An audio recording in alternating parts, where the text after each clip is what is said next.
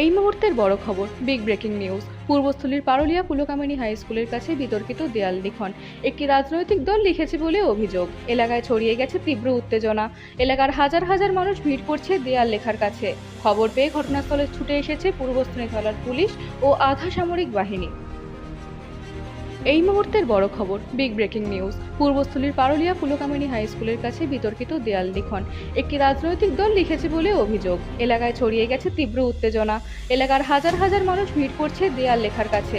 খবর পেয়ে ঘটনাস্থলে ছুটে এসেছে পূর্বস্থলী থানার পুলিশ ও আধা সামরিক বাহিনী।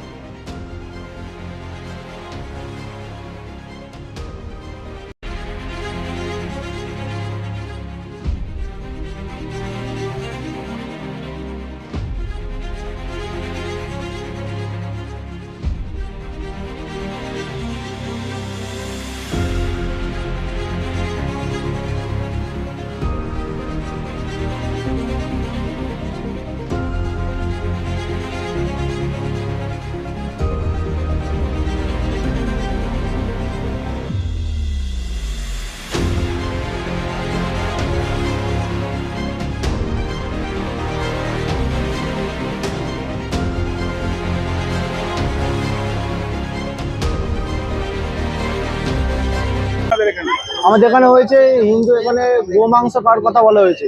এটা কেন বলা হবে? আমাদের এটা হিন্দু এরিয়া, এখানে আমাদের গোমাংস বলে আমাদের ধর্মকে হেনস্থা করা হয়েছে, অপমান করা হয়েছে। এটা কেন বলা হবে সেটার বিরুদ্ধে আমাদের অবরোধ। এটা তৃণমূল কংগ্রেস লিখেছে। হ্যাঁ, তৃণমূল কংগ্রেসের লোগো দেওয়া আছে তো এখানে। হ্যাঁ, এবার ভবতারিণী ফ্যাশন হলের সামনে লিখেছে, আর একটা আলুবিরির সামনে লিখা হয়েছে, যতটা জানা গেছে। আমার নাম রুদ্রনাথ ঘোষাল, বাড়ি এখানে। এখানে আমরা দেখলাম এখানকার স্থানীয় মানুষ পথ অবরোধ করেছে। আমরা খবর পেয়ে আসলাম, দেখলাম এখানে পাশে একটা দেওয়ালে লেখা আছে যে হিন্দুরা গোমাংস খায়, এরকম একটা উক্ত করে তৃণমূল দেওয়াল লিখেছে যে হিন্দু হিন্দু চেঁচায় 3 বাটি করে গোমাংস খায়, মুখোশধারী হিন্দু, এরকম ভাবে হ্যাঁ একটা বাইক তারা লিখেছে দেওয়ালের মধ্যে, যেটা হিন্দু ধর্মকে আক্রমণ করা হয়েছে। এটা দুপুর বেলার দিকে লেখা হয়েছে বলে আমরা খবর পেয়েছি। না, রাতের বেলায় না, দুপুর বেলার দিকে যখন ফাঁকা ছিল এই এলাকা, সেই সময় কিছু মানুষ এসে এই দেওয়ালে লিখে গেছে এবং সেই সময় এই জায়গাটা অতটা লোকজন থাকে না, সেই সুযোগে তারা এইসব মন্তব্য লিখে চলে গেছে।